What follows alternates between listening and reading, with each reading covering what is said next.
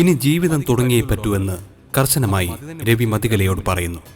ഏറ്റവും അടുത്ത ദിവസം നമുക്ക് ഡോക്ടറെ കാണണം. കണ്ടിട്ട് ബാക്കിയൊക്കെ ഓക്കെ. ബാലനെതിരെ നിൽക്കാൻ ശാന്തയെ മതികല പണം കൊടുത്ത് വശത്താക്കുന്നു. തികയുമായിരിക്കുമല്ലേ? തൽക്കാലം ഇതൊക്കെ മതി. കാശിന് പ്രശ്നമൊന്നുമില്ല. കാര്യങ്ങള് ഗംഭീരമായി നടക്കണം, കേട്ടല്ലോ. ഭക്ഷണം കഴിക്കാനെത്തുന്ന മതികല ഭക്ഷണം കിട്ടാത്തതിന്റെ പേരിൽ സുഭദ്രയോട് തട്ടിക്കയറുന്നു. എന്റെ മുമ്പിൽ നാടി നീ എന്നെ എടുത്ത് കളഞ്ഞത്. കളഞ്ഞെങ്കിലേ കണക്കായി പോയി. അവിടെ എത്തുന്ന രവി അതിലിടപെടുന്നു. അവള് പ്ലേറ്റ് മറിച്ചിട്ടോ? രവിയുടെ ഭാര്യ അപ്പച്ചമ്മയുടെ മുമ്പിലിരുന്ന കഞ്ഞി എടുത്ത് കളഞ്ഞത്. എന്റെ ഈശ്വരാ, ഇവര് തുടർന്ന് പറയുന്നത് കേട്ടില്ലേ?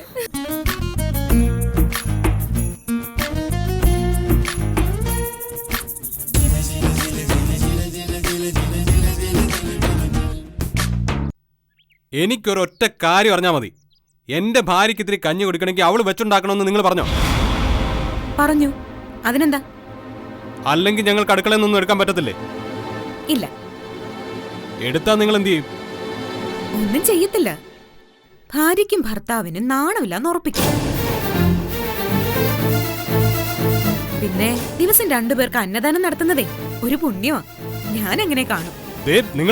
പോടാ ചെക്ക. രവിട്ടാ, കൾച്ചർ ഇല്ലാത്ത ഈ സ്ത്രീയോട് സംസാരിച്ച് സമയം കളയണ്ട. ഇതിന് എന്ത് മറുപടി കൊടുക്കണോന്ന് എനിക്കറിയാം. എന്റെ കൊച്ചെ, നീ ഇതിങ്ങനെ ഭൂലോക പ്രശ്നമാക്കാതെ അടുക്കളയിൽ ഒരു കൈ സഹായിച്ചാ പോരെ? എനിക്കേ സൗകര്യമില്ല. നിങ്ങൾ നിങ്ങളെ പാട് നോക്ക്. രവിട്ടാ, ഈ സ്ത്രീ കയറുന്ന അടുക്കളയിൽ ഇനി ഞാൻ കേറില്ല. എനിക്ക് ഈ വീട്ടിൽ തന്നെ ഭക്ഷണം ഉണ്ടാക്കി കഴിക്കുകയും വേണം. അതിനെന്താ വേണ്ടെന്ന് വെച്ചാൽ അത് ചെയ്യണം. നീ പുതിയ അടുക്കള പണിയാൻ പോവുകയാണോ? പുതിയത് പണിയാൻ പോവുകയാണോ അതോ പഴയത് രണ്ടാക്കാൻ പോവുകയാണെന്ന് ഞാൻ കാണിച്ചു തരാം. വാരി വീട്ട.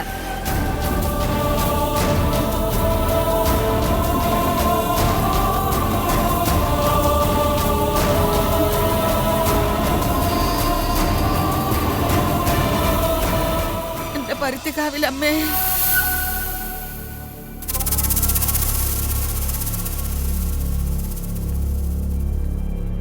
രവിയേട്ടനെന്താ ഇത്ര തലപുകഞ്ഞ് ആലോചിക്കാൻ? ഞാൻ പറഞ്ഞ കാര്യത്തിന് ഇത്ര ആലോചിക്കേണ്ട ആവശ്യമൊന്നുമില്ലല്ലോ. അല്ല, ഞാനതിന്റെ നാനാവശങ്ങൾ ആലോചിച്ച് നോക്കുമായിരുന്നു. ഓ, ഒരു മുടിഞ്ഞ ഒരു ആലോചന. ഇതാ നിങ്ങളുടെ കുഴപ്പം. ആണുങ്ങളായ ഏത് കാര്യത്തിനും സഡൻ ഡിസിഷൻ ആയിരിക്കണം. ആലോചിച്ചെടുക്കുന്ന കാര്യത്തിന് ഈട് കൂടുമെന്നാ. ഈട് ഓടുമൊക്കെ അവിടെ നിൽക്കട്ടെ. തൽക്കാലം ഞാൻ പറയുന്ന അങ്ങ് കേട്ടാ മതി. അതല്ലേ എപ്പോഴും നടക്കുന്നത്. എന്റെ പൊന്ന് പറയുന്നതിനപ്പുറം എനിക്ക് വല്ലതുണ്ടോ?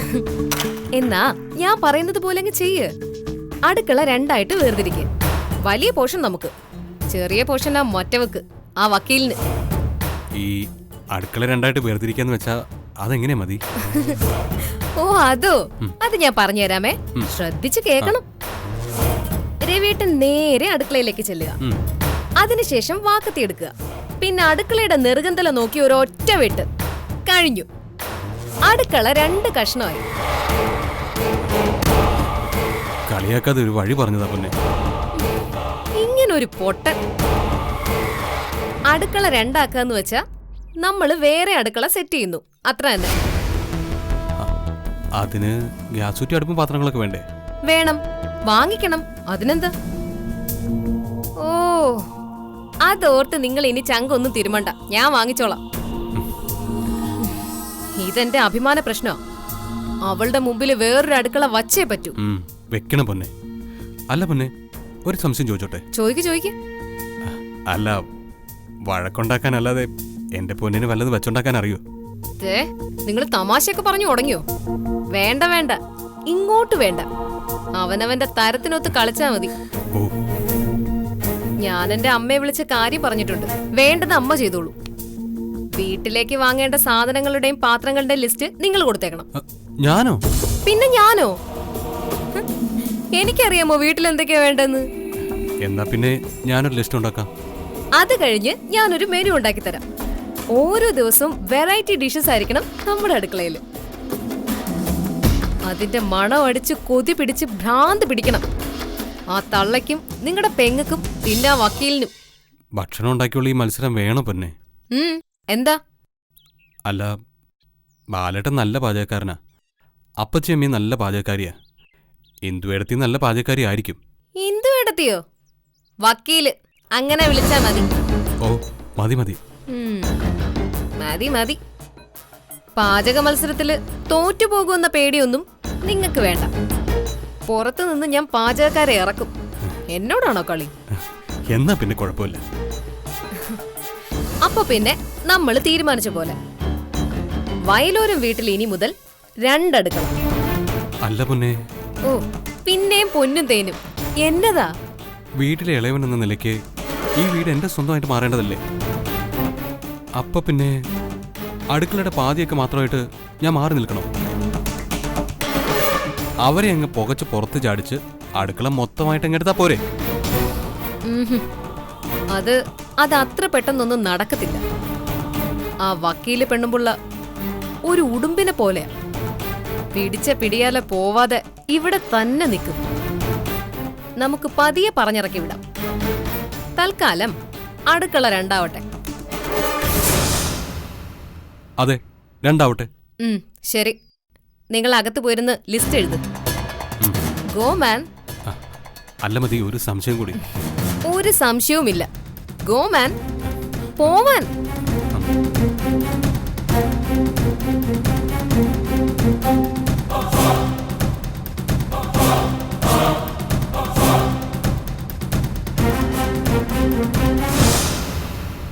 എന്റെ ജലജ, എന്തൊരു നാണകെട്ട കാര്യമാണ് നീ പറയുന്നത്. ഇതിനൊന്നും എനിക്ക് കൂട്ടുനിൽക്കാൻ പറ്റത്തില്ല. ഇതിലെന്താ ഇത്ര നാണക്കേട്? ലോകത്ത് നടക്കാത്ത സംഭവമൊന്നും അല്ലല്ലോ. എന്നാലും എന്റെ ജലജ, ഒരു വീട്ടിൽ 2 അടുക്കള എന്നൊക്കെ പറഞ്ഞാൽ അതിനെന്താന്നാ ഞാൻ ചോദിക്കുന്നത്? ഒരു വീട്ടിൽ ഒരു മുറിയേ ഉള്ളോ? അല്ലല്ലോ. ഓരോരുത്തർക്കും അവരവരുടെ കിടപ്പുമുറികൾ, അതുപോലെ അവരവരുടെ അടുക്കളയും ആവട്ടെ. എടി, കുടുംബം എന്ന വാക്കിന്റെ അർത്ഥം നിനക്കറിയാം. കൂടുമ്പോൾ ഇമ്പമുള്ളത്. കുടുംബത്തിൽ എല്ലാവരും ഒന്നിച്ചിരുന്ന് ഭക്ഷണം കഴിക്കുന്നത് പോലും എന്തിനാ? പരസ്പരമുള്ള സ്നേഹം ഒന്നുകൂടി ഊട്ടി ഉറപ്പിക്കാനാ. അപ്പൊ പിന്നെ ഒരു വീട്ടിൽ 2 അടുക്കള എന്നൊക്കെ കേൾക്കുമ്പോ നിങ്ങൾ അതിന് ചങ്ക് തിരുമണ്ട. സ്വന്തം മകൾക്ക് ഭക്ഷണം കിട്ടിയില്ലെന്ന് കേട്ടപ്പോ നിങ്ങൾക്ക് വിഷമമൊന്നും തോന്നിയില്ലല്ലോ. അതിന് നിങ്ങൾക്ക് പറയാൻ ഇതുപോലത്തെ ന്യായമൊന്നുമില്ലേ? എന്തായാലും മതികല വയലോരം വീട്ടിൽ പട്ടിണിയാണെന്നൊന്നും ഞാൻ കരുതുന്നില്ല. ശാരദാമ്മ വീട്ടിലില്ലാത്തതിനാൽ അവളെ പിറകെ നടന്ന് കയറിയാനൊന്നും ആള് കാണത്തില്ലായിരിക്കും. എന്നാലും ഭക്ഷണം കിട്ടാതെ വരുമോ? അപ്പൊ പിന്നെ ഞാനും എന്റെ മോളും കള്ളം പറയാണെന്നാണോ? നീ നിന്റെ മോളും സത്യം മാത്രം പറയുന്നവരാണെന്ന വിശ്വാസം എനിക്കൊട്ടുമില്ല. പറയുന്നതിൽ ചിലപ്പോ സത്യത്തിന്റെ ഒരു തരിമ്പ് കാണും, കണ്ടേക്കാം. നിങ്ങളെ വിശ്വസിപ്പിക്കണമെന്ന് എനിക്കൊരു താല്പര്യവുമില്ല. ഞാനും എന്റെ പെങ്കൊച്ചും എന്ത് തീരുമാനിക്കുന്നോ അത് നടന്നിരിക്കും. അതിനൊരു മാറ്റവും ഇല്ല. അത് പിന്നെ പണ്ടേ അങ്ങനെയാണല്ലോ. അവനവന് വേണ്ടി കുഴി കുഴിക്കുന്ന പരിപാടി മനുഷ്യനുണ്ടായ കാലം തൊട്ടുള്ളതാണല്ലോ. അല്ല, നീ അടുക്കള 2 ആക്കിയിട്ട് എന്ത് കാര്യം? നിന്റെ മോൾക്കൊരു കാപ്പിയെങ്കിലും ഇടാൻ അറിയാവൂ. അടുക്കളയിലോട്ട് ചെന്ന് നിന്ന് ഇടുകുടുക്കിയ ചോറും കറിയെന്ന് പറഞ്ഞ പാത്രത്തിലേക്ക് വന്ന് ഭക്ഷണം നിറയത്തില്ല. ഇത്രയും കാലം ഒരു പണിയും ചെയ്യാതെ വയലോരം വിട്ട് കള്ളത്തീറ്റി തിന്നിരുന്നു. ഇനി എന്ത് ചെയ്യും? ഇനിയാണ് രസം. അവൾക്ക് താടി വെച്ചൊരു ഭർത്താവ് ഉദ്യോഗസ്ഥരുള്ളത് നന്നായി. ആ പാവം പണിയൊക്കെ ചെയ്തു കൊടുത്തോളൂ. അതിന് കുഴപ്പമില്ല. അതിനും കൂടി ചേർത്താ അവന് ഞാൻ കാശ് കൊടുത്തിരിക്കുന്നത്. അല്ലെങ്കിൽ തന്നെ ഭർത്താക്കന്മാർ അടുക്കളപ്പണി ചെയ്യുന്നതിൽ എന്താ കുഴപ്പം? ഒരു കുഴപ്പമില്ല. ഭർത്താക്കന്മാർക്ക് അടുക്കളപ്പണി ചെയ്യാലോ. വീട് തൂത്തുവാരാം, തുണി അലക്കാം, തറ തുടക്കാം. നിനക്കേ ഞാൻ ഒരു ടിവിയും കൂടെ മേടിച്ചു തരാം. നീ 2 കൈയിലും റിമോട്ടായിട്ട് ഉമ്മറത്ത് പോയിരുന്നോ? ഞാൻ ഉമ്മറത്തിരിക്കണോ ഉച്ചയും കുത്തി നിൽക്കണോന്നൊക്കെ ഞാൻ തീരുമാനിച്ചോളാം. കുറച്ച് നല്ല പാത്രങ്ങൾ വാങ്ങിക്കണം. പിന്നെ ഗ്യാസ് സ്റ്റൗ, സിലിണ്ടർ, വീട്ടു സാധനങ്ങൾ. എന്റെ മോൾക്കൊന്നും വെച്ചുണ്ടാക്കാൻ അറിയില്ലെന്നല്ലേ നിങ്ങൾ പറഞ്ഞത്? വേണ്ട, അറിയണ്ട. ശീലാവതിയെ ഞാൻ വയലോരം വീട്ടിലേക്ക് ഏൽപ്പിക്കുക. രാവിലെ പോയി എന്റെ മോൾക്ക് ഇഷ്ടമുള്ള ഭക്ഷണം ഉണ്ടാക്കി കൊടുക്കണം. വൈകിട്ട് പോയി എച്ചിൽ പാത്രങ്ങളെല്ലാം കഴുകണം. പിന്നെ അവളുടെ ഡ്രസ്സെല്ലാം വാഷ് ചെയ്ത് കൊടുക്കണം. അവളുടെ അടുക്കളയും മുറിയുമൊക്കെ വൃത്തിയാക്കിയിട്ട് കൊടുക്കണം. ഒരു തൊട്ടിൽ കെട്ടി ആട്ടി ഉറക്കിയിട്ട് കൂടി വരാൻ പറ. വേണമെങ്കിൽ അതും ചെയ്യും. എന്റെ ജലജെ, നിനക്കിപ്പോഴും കാര്യത്തിന്റെ നാണക്കേട് മനസ്സിലായിട്ടില്ല. നിന്റെ മോള് ഭർത്താവിന്റെ വീട്ടിൽ വേറൊരു അടുക്കള വെച്ചു എന്നൊക്കെ പുറലോകറിഞ്ഞാൽ പോട്ടെ, നിന്റെ ക്ലബിലിറഞ്ഞാൽ അറിഞ്ഞാലേ ഒരു ചുക്കുമില്ല. ഭർത്താവിന്റെ വീട്ടിലെ പീഡനം സഹിക്കാൻ പറ്റാതെ എന്റെ മോള് ചെയ്തതാണെന്ന് ഞാൻ വരുത്തി തീർത്തോളാം. പറ്റിയാൽ അതിന്റെ പേരിൽ ആ വക്കീലിനെ ഞാൻ കോടതി കയറ്റുകയും ചെയ്യും. അവളെ ഞാൻ പഠിപ്പിക്കാൻ വകുപ്പ്. അപ്പൊ നീ ഒരു ചുവട് പോലും പിന്നോട്ടില്ല. ഇല്ല എന്ന് മാത്രമല്ല, 10 ചുവട് മുമ്പോട്ടാ. എന്തേ? വയലോരം വീട് ഞാൻ നെടുകെ മുറിക്കാൻ പോവാ. അങ്ങനെ വക്കീലിനെയും ബാലനെയും ഞാൻ പുകച്ചു പുറത്ത് ചാടിക്കും. നിങ്ങൾ കണ്ടോ, ജലജകുമാരി വയലോരം വീട് ഉഴുതു മറിച്ച് ഞാറ് നടാൻ പോകുന്നത്.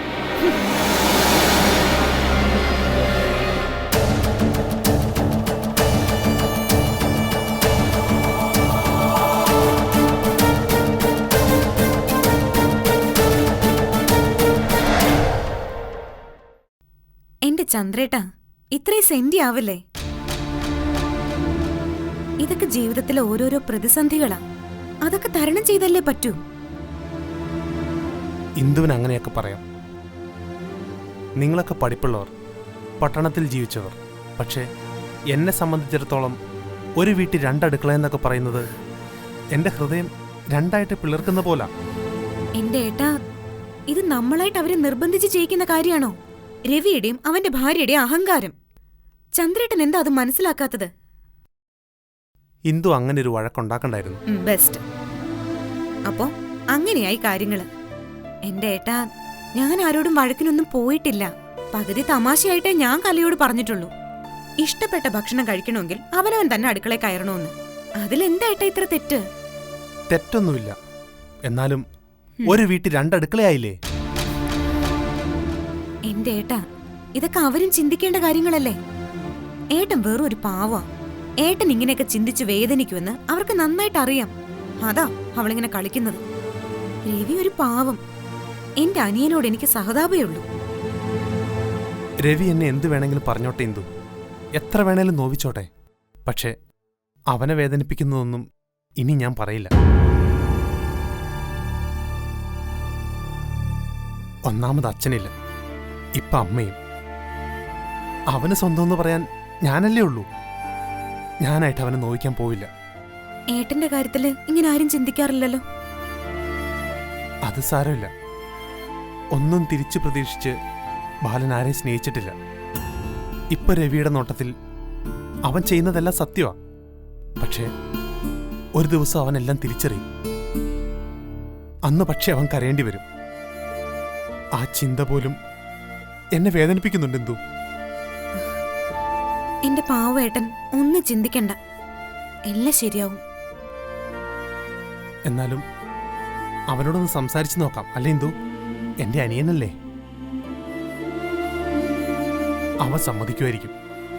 ഇനി നിനക്ക് വേണ്ടി ഞാൻ മാപ്പ് പറയണമെങ്കിൽ അതും ചെയ്യാം. എന്റെ ഭർത്താവ് ആരുടെ മുമ്പിൽ അനാവശ്യമായി മാപ്പ് പറയുന്നത് എനിക്കിഷ്ടമല്ല. നമ്മൾ ഒരാളോട് മാപ്പ് പറയണമെങ്കിൽ നമ്മളുടെ ഭാഗത്ത് വ്യക്തമായ തെറ്റുണ്ടായിരിക്കണം. ഇതിപ്പോ ഏട്ടന്റെ ഭാഗത്ത് എന്താ തെറ്റ്? വെറുതെ എന്തിനാ ഏട്ടൻ മാപ്പ് പറയാൻ നിൽക്കുന്നത്? അല്ല ഇന്ദു, ഒരു പ്രശ്നമില്ലാതെ പോകുന്നെങ്കിൽ അങ്ങനെ ആവട്ടെന്ന് കരുതി. എന്റെ ഏട്ടൻ ഇത്രയും പാവം ആവരുത് കേട്ടോ. എന്തായാലും ഏട്ടൻ രവിയോട് സംസാരിക്കും. എന്ത് പറയൂന്നറിയാവല്ലോ. എന്നിട്ടാവാം ബാക്കി.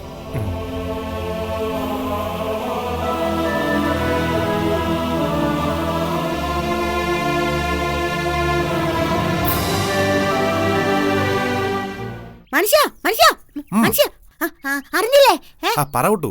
അല്ല, ഞാൻ അങ്ങനെ അറിയുന്നേ. ഓ അതെ, പിന്നുണ്ടല്ലോ ഇവിടെ വലിയൊരു സംഭവം നടക്കാൻ പോവാ. എന്ത് സംഭവം? അതെ, ഇത്ര നാളുവേ ഇവിടെ ഒരടുക്കളയല്ലേ ഉണ്ടായിരുന്നുള്ളൂ. അതെ. എന്നാലേ ഇനി ഇവിടെ 2 അടുക്കള ഉണ്ടാക്കാൻ പോവാ. 2 അടുക്കളേ? 2 അടുക്കള. ഒന്ന് കൊച്ചിച്ചിട്ട് അടുക്കള, പിന്നൊന്ന് പുത്തൻ വലിച്ചിട്ട്. ഓ, കുട്ടിമണിയുടെ ആരാ ഇതൊക്കെ പറഞ്ഞേ? ചുമ്മാ ചുമ്മാന്നും അല്ല, സത്യമായിട്ട് നേരായിട്ടുവാ. എന്നോട് അപ്പച്ചമ്മയാ പറഞ്ഞേ. അല്ല, എന്തിനാ ഇവിടെ 2 അടുക്കള? ഓ, 2 തരത്തിലുള്ള ഭക്ഷണം അങ്ങ് ഉണ്ടാക്കാന്. ഓ, എനിക്ക് ഓർക്കാൻ വയ്യ. അതിന് കുട്ടിമണി സന്തോഷിക്കുന്ന എന്തിനാ? എനിക്ക് ഭയങ്കര സന്തോഷാ മനുഷ്യ. 2 അടുക്കള വരുന്നല്ലോ. അതെന്നെ, എനിക്ക് ഭയങ്കര വലിയ സന്തോഷ. അതെന്താ? അയ്യോ, ഈ മനുഷ്യനൊന്നും അറിയത്തില്ല. എനിക്ക് രണ്ടടുക്കളയിൽ നിന്ന് ഭക്ഷണം കിട്ടത്തില്ലേ? ആ ഒരിടത്ത് മീനാണ്, മറ്റേടത്ത് ചിക്കൻ, മറ്റേടത്ത് ചിക്കനാണ്, മറ്റേടത്ത് ബീഫ്. എന്നതാ? ഓ ബീഫ് ബീഫ് ഇറച്ചി. ഓ എനിക്ക് പോയി വന്നിട്ട് വയ്യ. രണ്ടിടത്തൊന്നും തിന്ന് തിന്ന് ഞാനങ്ങ് വലിയ മോളാവും. അയ്യോ മനുഷ്യ ഞാൻ ഒരു കാര്യം കൂടി പറഞ്ഞോട്ടെ. എന്താ? നമുക്ക് വേറൊരു അടുക്കള ഇവിടെ ഉണ്ടാക്കാവേ. അതെന്തിനാ കുട്ടിമണി? അയ്യോ ഈ മനുഷ്യന് പിന്നെ ഒന്നും അറിയത്തില്ല. മൂന്നടുക്കളാവുമ്പോഴേ മൂന്നടുക്കളയിൽ നിന്ന് എനിക്ക് ഭക്ഷണം കിട്ടത്തില്ലേ? ആ സംഗതിയൊക്കെ കൊള്ളാം. പക്ഷെ മൂന്നാമത്തെ അടുക്കളയിൽ ആര് ഭക്ഷണം ഉണ്ടാക്കും? മനുഷ്യൻ ഞാനേ നല്ലോണം കഴിച്ചിട്ട് നല്ലതാന്ന് പറയാവേ. കുട്ടിമണി പുത്തമല്ലിയേ ഓ വരുന്നു.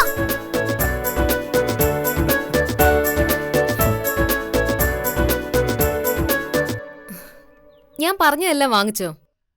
ആ അതൊക്കെ മതിയായിരിക്കും. ലിസ്റ്റ് ഇട്ടത് ഞാനല്ല, രവിയേട്ടനാ. ആ പിന്നെ അമ്മേ, ആ ശീലാവതിയും കൂടെ ഉണ്ടല്ലോ അല്ലേ? ആ നമ്മള് രണ്ടും കൽപ്പിച്ചാണെന്ന് ഇവിടെ ഉള്ളവർക്ക് മനസ്സിലാവണം. വന്ന് അടുക്കള രണ്ടായിട്ട് വേർതിരിച്ചിട്ട് അമ്മ പോയാ മതി. ഓക്കെ? ഈയിടെയായിട്ട് ഭയങ്കര പാട്ടാണല്ലോ. എന്നതാ ഇത്ര സന്തോഷം? എന്റെ പൊന്നിനെ കാണുന്ന തന്നെ എനിക്കൊരു സന്തോഷമല്ലേ. ഓ അത് പാടിയ പാട്ട് കേട്ടപ്പോ എനിക്ക് തോന്നി. അയ്യോ മതി, ഞാൻ അറിയാതെ. എന്ത് കുന്തെങ്കിലാവട്ടെ, അമ്മ വിളിച്ചിട്ടുണ്ടായിരുന്നു. അവരിപ്പോ വരും സാധനങ്ങളൊക്കെ ആയിട്ട്. എന്ത് സാധനങ്ങള്? അല്ല, എന്നെ ഇവിടുന്ന് കെട്ടിച്ചു വിടാൻ പോവാണല്ലോ, അപ്പോ തന്നു വിടാനുള്ള സാധനങ്ങള്. ഞാൻ എന്ത് ചോദിച്ചാലും മതി തർക്കുത്തരം പറയൂ. രവിയേട്ടൻ ഇങ്ങനെ മണ്ടൻ ചോദ്യങ്ങൾ ചോദിക്കുന്നു, ഞാൻ തർക്കുത്തരം പറയുന്നു, അത്രേ ഉള്ളൂ. ഇവിടെ അടുക്കള രണ്ടാക്കുന്ന കാര്യം രവിയേട്ടൻ അറിയാലോ. അതിന്റെ സാധനങ്ങളുമായി എന്റെ അമ്മ വരുന്നുണ്ടെന്നാ. കൂടെ ഇവിടെ നിർത്താനുള്ള സെർവന്റും ഉണ്ട്. അവരെ നമ്മൾ ഇവിടെ അഡോപ്റ്റ് ചെയ്യാനാണോ മതി? അഡോപ്റ്റ് ചെയ്യാനോ? വേലക്കാരിയെയോ? അല്ല, അക്കോമഡേറ്റ്. അതാ ഞാൻ ഉദ്ദേശിച്ചത്. എന്റെ പൊന്ന് രവിയേട്ടാ, ഈ ഇംഗ്ലീഷ് മേലുള്ള അഭ്യാസം ഒന്ന് നിർത്ത്. മുറിച്ചുരുകൊണ്ട് യുദ്ധത്തിനിറങ്ങിയേക്കുന്നു. അവരെവിടെ കിടക്കും മതി? ആ അങ്ങനെ ചോദിക്ക്. അവരെന്തും വൈകിട്ട് അവരുടെ വീട്ടിൽ പൊക്കോളും. എടാ രവി. ഓ വന്നു.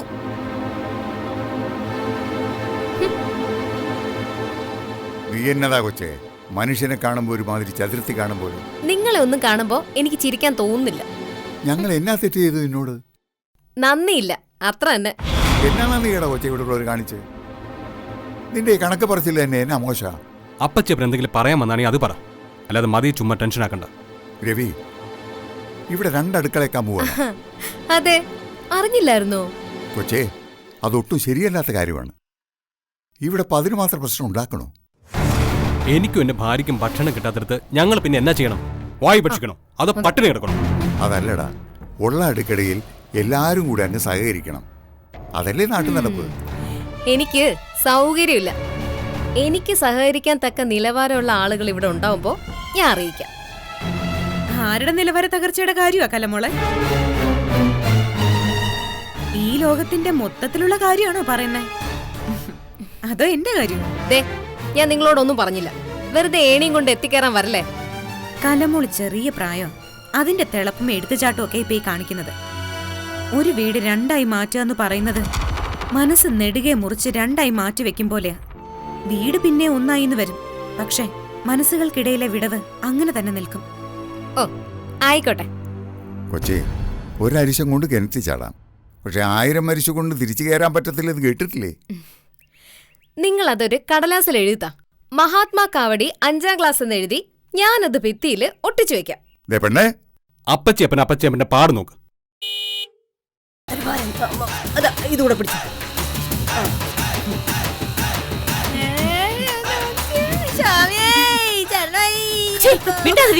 പെണ്ണേ, അപ്പച്ചേപ്പന്റെ പാട് നോക്ക്.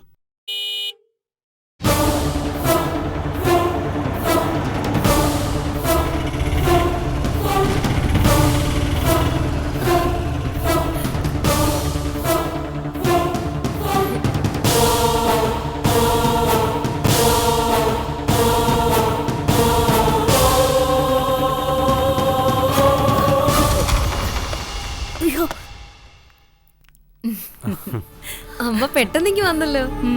എന്റെ മോൾക്കൊരു പ്രശ്നം വന്നാ ഞാൻ പറഞ്ഞിങ്ങി വരില്ലേ? ഓ, ഇവർക്ക് കൊമ്പിന്റെയും വാലിന്റെയും കൂടെ ചിറകും വളച്ചു. നിങ്ങൾ എന്നതായി പിറുപിറുക്കുന്നേ? ഞാൻ കേട്ടു. ഞാനൊന്നും പറഞ്ഞില്ലേ. എന്റെ പെങ്കൊച്ചിനോട് നിങ്ങളൊക്കെ ഇവിടെ കിടന്ന് പോരു കുത്തുന്നത് ഞാൻ അറിയുന്നുണ്ട്. നിങ്ങളുടെ കൂടെ നിൽക്കാൻ ഈ ഒരു വക്കീലെ കാണൂ. ജലജയുടെ കൂടെ നിൽക്കാൻ 100 പേര് കാണും. ഓ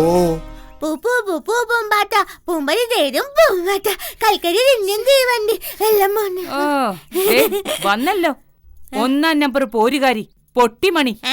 ഞാൻ പൊട്ടിമണിയൊന്നുമല്ല, കുട്ടിമണിയാ, കുട്ടിമണി. പോത്ത് പോലെയായി, എന്നിട്ട് കുട്ടിമണി. ദേ പെണ്ണെ, നിന്റെ ഈ നാക്കോണ്ടാടി നിനക്ക് ബുദ്ധി ഇല്ലാതായത്. ഇപ്പൊ തന്ത മാത്രല്ല, തള്ളയും ഇല്ലാതായി. നട്ടലുള്ള ഭർത്താവിന്റെ മോൾക്കുണ്ടായിരുന്നെങ്കിൽ അവൾക്ക് ഈ അവസ്ഥ വരില്ലായിരുന്നു. ഇനിയിപ്പൊ പറഞ്ഞിട്ട് കാര്യമില്ല. ഒരു ഗ്യാസ് ഊറ്റി എടുക്കാനുള്ള ആരോഗ്യമെങ്കിലും എന്റെ മരുമോനുണ്ടോ? ഉണ്ടമ്മേ. എങ്കിലേ ആ ഗ്യാസ് ഊറ്റിയും പാത്രങ്ങളും ഒക്കെ എടുത്ത് അകത്തുകൊണ്ട് വെക്കും. ദേ, ഇവരിന്നു മുതൽ നിങ്ങളുടെ സെർവന്റാ. ചെല്ലു ശീലാവതി, രവി വരും കൂടെ. അവരെയും കുഞ്ഞേട്ടനെടുത്തോണ്ട് പോവാനോ? പെണ്ണെ, എന്റെ കൈവാങ്ങിന് നിന്ന് വലിയ തമാശ പറയല്ലേ, തല്ല് കിട്ടും നിനക്ക്. കുട്ടുമണി, മോള് പറഞ്ഞ തമാശ കുഞ്ഞേട്ടന് ഇഷ്ടായില്ല. ഓ, ഇതാണല്ലേ പുതിയ ജഡ്ജി? ജഡ്ജിയല്ല, വക്കീല. ഓ, എന്ത് കുന്തമായാലും ശരി, എന്റെ പെങ്കൊച്ചിനോട് കളിക്കാൻ നിൽക്കരുത്, കേട്ടല്ലോ? കലമോളുടെ അമ്മ നാട്ടുകാരെ മുഴുവൻ ഭീഷണിപ്പെടുത്താൻ നടക്കുന്നതിലും നല്ലത് സ്വന്തം മോളെ ഒന്ന് ഉപദേശിക്കുന്നതാ. അമ്മേ, അമ്മ അവരോടൊന്നും സംസാരിക്കണ്ട. രവേട്ട, കുറ്റി അടിച്ചതുപോലെ നിൽക്കാതെ സാധനങ്ങളൊക്കെ എടുത്ത് അകത്തോട്ട് വെക്ക്. ശരി മതി.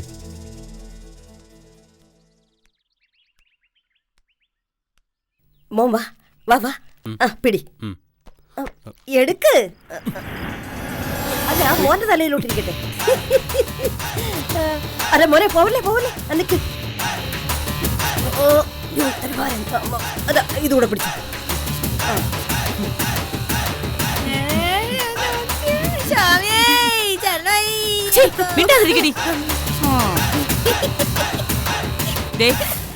ഒരു കാര്യം ഞാൻ എല്ലാവരോടും പറഞ്ഞേക്കാം. എന്റെ കൊച്ചിന്റെ അടുക്കളയില് പട്ടിയും പൂച്ചയും കയറിയാൻ ഞാൻ സഹിക്കും. പക്ഷേ ഈ പൊട്ടി കയറിയ കാല് ഞാൻ തല്ലി ഒടിക്കും, പറഞ്ഞേക്കാം.